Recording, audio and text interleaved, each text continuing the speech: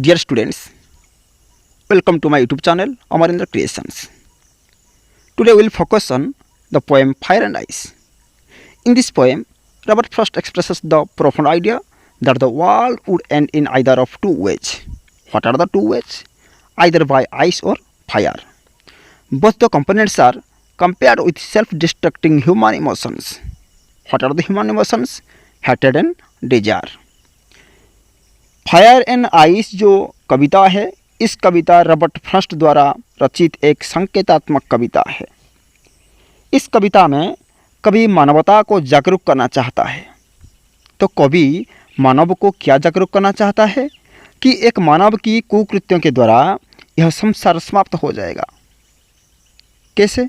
कि कवि कहता है कि आग और बर्फ इन दोनों विध्वंसात्मक है, कि संसार आग से समाप्त हो जाएगा और बर्फ से भी समाप्त हो जाएगा। उग्र इच्छाओं ज्वाला संसार को नष्ट कर देगी। यदि संसार को दो बार नष्ट होना पड़ा तो यह आदमी के बीच में पाई जाने वाली नफरत के कारण समाप्त हो जाएगा।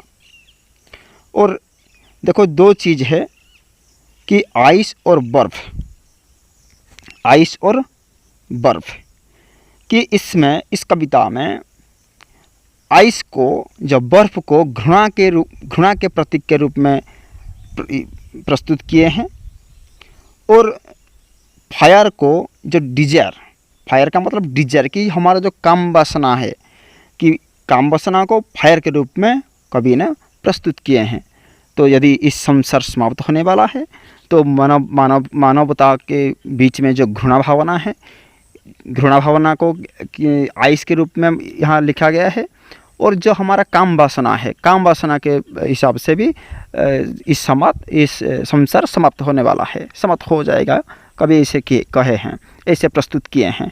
आइस और फायर, आइस को घृणा के रूप में प्रस्तुत किए हैं और फायर को, जो आग को, काम वासना के रूप में प्रस्तुत किए हैं।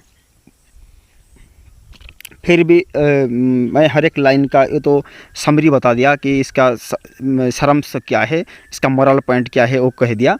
अभी हर एक लाइन का थोड़ा थोड़ा देख लेंगे। Some say the world will end in fire, कि कुछ कहते हैं इस जगत का अंत आग से जल कर होगा। Some say in ice, और कुछ लोग कहते हैं हिम से होगा। From what I have tasted of desire, कि कामनाओं की आग ने जितना मेरे मन को दग्ध किया।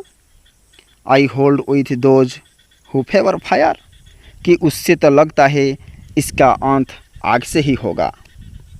But if it had to perish twice, अगर मान ले इस जगत का अंत दो बार होना है, I think I know enough of hate, तो नफ़रत के बारे में मेरी जानकारी जितनी भी है, to say that for destruction ice, कह सकता है महाप्रलय यह हिम से ही होने वाले है। is also great and would suffice, कि यह सृष्टि आग से और बर्फ से ख़त्म होने वाली है। तो इसका जो ज़्यादा व्याख्यान मैं पहले से बता चुका हूँ। उसका मोरल पॉइंट भी क्या है, जो आइस को घृणा के रूप में और फायर को काम वासना के रूप में इस कविता में रॉबर्ट फ्रॉस्ट ने प्रस्तुत किए हैं। और जिसको समझ में नहीं आया, इसके वीडियो को दोबारा देखिए, और कैसे लगा, समझ में आया या नहीं आया, कमेंट में लिखिए। धन्यवाद।